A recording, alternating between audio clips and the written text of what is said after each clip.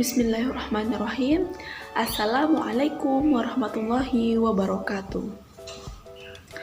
Baiklah, saya Devina Kurniasari. Di sini saya akan menjelaskan sedikit mengenai pencariatan hukum Islam. Nah, pada kesempatan kali ini saya akan menjelaskan mengenai 3 hal, yaitu yang pertama tentang pengertian dari pencariatan hukum Islam, yang kedua yaitu tentang tujuan pencariatan hukum Islam itu sendiri, dan yang ketiga yaitu mengenai prinsip-prinsip pencariatan hukum Islam. Nah, yang pertama kita akan membahas mengenai pengertian pencariatan hukum Islam. Hukum Islam atau hukum syar'i merupakan firman Allah mengenai perbuatan orang-orang mukallaf, atau dalam definisi yang lain kita dapat menyebutkan bahwasanya hukum Islam atau syariat Islam yaitu seperangkat aturan yang ditegaskan secara langsung dan juga secara lugas oleh Allah Subhanahu wa Ta'ala untuk mengatur hubungan manusia dengan Tuhannya, yaitu Allah Subhanahu wa Ta'ala, ataupun hubungan manusia dengan antar sesama manusia, dan juga hubungan manusia dengan alam semesta. Nah, menurut para ahli usul fiqh, hukum syar'i yaitu suatu firman pencipta syariat mengenai perbuatan orang-orang mukallaf yang menuntut atau digunakan sebagai syarat ataupun juga pilihan yang menyebabkan suatu sebab atau juga penghalang bagi sesuatu yang lain. Nah, dari pengertian ini dapat kita simpulkan bahwasanya syariat yaitu adalah suatu aturan yang telah ditetapkan oleh Sang Pencipta untuk kita, untuk manusia, untuk mengatur segala tingkah laku kita, baik kepada Tuhan, baik kepada sesama manusia, ataupun perilaku kita terhadap alam semesta. Nah, yang kedua yaitu mengenai tujuan dari adanya pencariatan hukum Islam ini sendiri. Sebagai umat Islam, tentunya pasti ada hukum syariat untuk kita patuhi. Nah, berkaca atau dilihat dari kenabian Nabiullah Muhammad SAW, adanya pencariatan hukum Islam ini sendiri yaitu ditujukan Allah kepada manusia untuk kesejahteraan umat manusia atau kesejahteraan secara universal. Nah, dapat kita ketahui juga bahwasanya adanya pencariatan ini adalah untuk kemaslahatan untuk manusia itu sendiri, untuk menjadikan manusia sejahtera dan mencegah juga dari adanya bahaya. Nah, menurut hukum umum tentang syariat Islam ini, adanya pencariatan Islam ini adalah untuk kemaslahatan manusia yang mengenai beberapa hal, yaitu kemaslahatan umat manusia untuk kebutuhan daruriyat atau kebutuhan darurat, atau juga bisa disebut dengan kebutuhan primer, untuk kebutuhan sekunder atau juga kebutuhan hajiyat, dan juga untuk kebutuhan pelengkap atau kebutuhan tahsiniyat. Nah, dari 3 kebutuhan tersebut saya akan menjelaskannya satu persatu. Yang pertama yaitu mengenai kebutuhan daruriyat atau kebutuhan primer. Kebutuhan primer yaitu kebutuhan yang merupakan sendi dari eksistensi manusia itu sendiri, dimana apabila tidak ada ini sangat berbahaya dan sangat mengganggu dan tidak bisa manusia itu mengalami kemaslahatan. Jadi ini sangat mendesak. Nah, dalam kebutuhan daruriyat ini sendiri terdapat 5 bagian, yaitu agama, nyawa atau jasmani, terus juga harta, keturunan, dan juga yang satu lagi yaitu akal. Nah, 5 hal ini sangat-sangat penting untuk kemaslahatan manusia itu sendiri. Apabila kita menjaga salah satu dari kelima hal ini, merupakan hal-hal yang pokok kita jaga, agar kemaslahatan manusia juga dapat terjamin dan eksistensi manusia itu sendiri juga dapat terjaga. Nah, juga yang kedua yaitu mengenai kebutuhan sekunder atau kebutuhan hajat manusia. Nah, kebutuhan sekunder ini adalah kebutuhan yang juga sangat diperlukan manusia, namun tidak sampai dapat tidak sampai membahayakan eksistensi manusia itu sendiri. Nah, kebutuhan hajat ini dapat kita temukan baik dalam hal muamalah ataupun hal ibadah.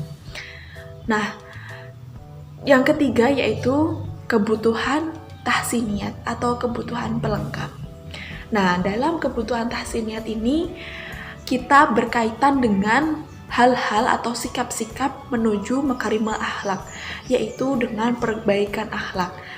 Kebutuhan-kebutuhan tahsiniyat ini merupakan tindakan-tindakan yang kita lakukan untuk kebaikan akhlak kita, untuk perbuatan kita yang terpuji, ataupun hal-hal yang membuat diri kita lebih baik, membuat diri kita lebih berakhlak, dan membuat juga diri kita lebih baik akhlak ataupun perbuatan.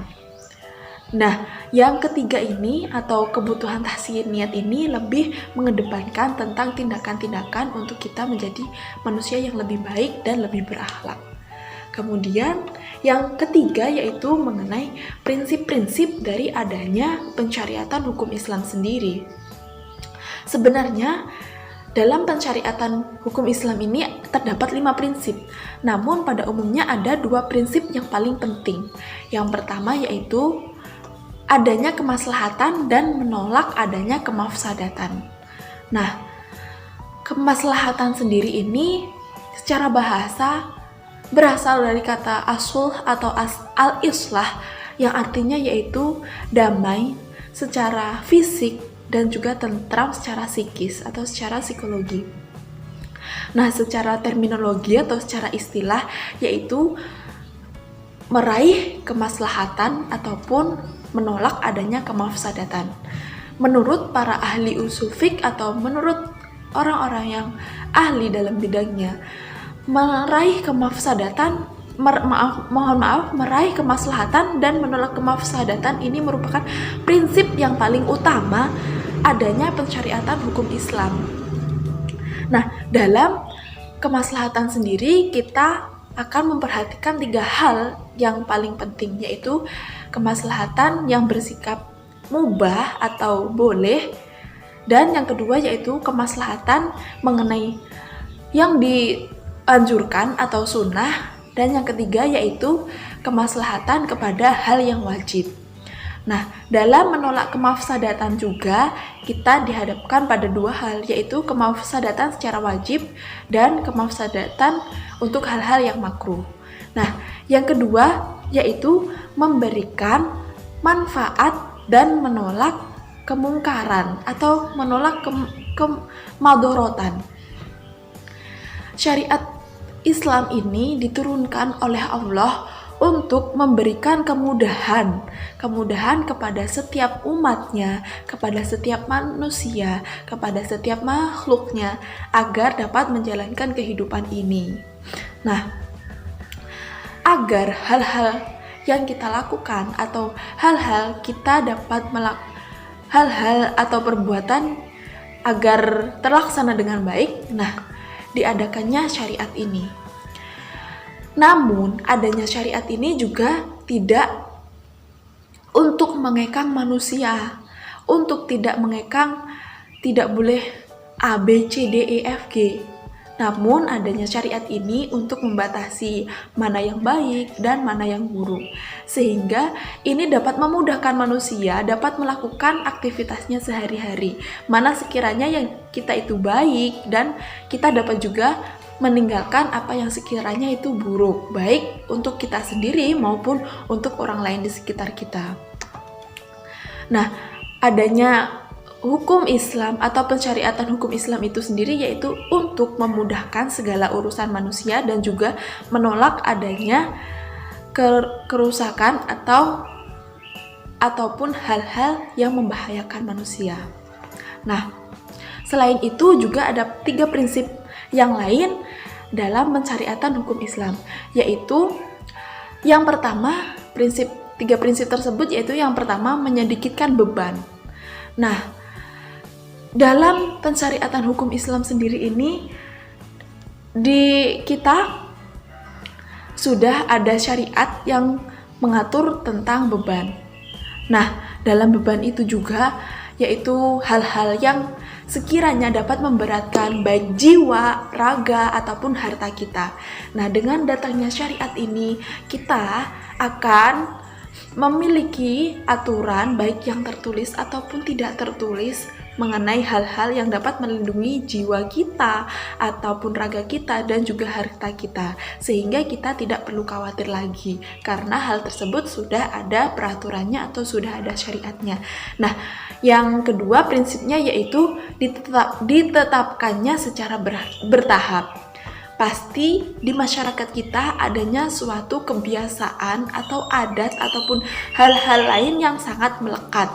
Seperti contohnya yaitu misalnya pada suku Quraisy, yaitu adanya minum-minuman keras, mabuk-mabukan, tidak dihormatinya wanita, dan adat-adat yang lain yang itu bermanfaat ataupun bahkan juga tidak bermanfaat. Nah, adanya hukum Islam ini datang secara bertahap agar hal-hal tersebut yang merupakan aturan-aturan adat yang tidak bermanfaat dapat terkikis sedikit demi sedikit sehingga aturan Islam ini dapat masuk dan dapat diterima oleh masyarakat tanpa adanya suatu paksaan. Dan yang ketiga atau prinsip terakhir yaitu mewujudkan keadilan yang merata bagi setiap orang. Nah, tujuan atau prinsip-prinsip dalam pensyariatan hukum Islam ini yaitu untuk keadilan bagi siapapun, baik itu orang besar, presiden, artis, seorang gubernur, atau siapapun pengusaha kaya atau orang-orang yang besar. Tidak ada bedanya dalam syariat ini dengan petani, pedagang, ataupun buruh yang notabene-nya adalah orang-orang kecil. Dalam syariat, semua orang dianggap sama, hanya saja yang membedakan yaitu ketakwaannya.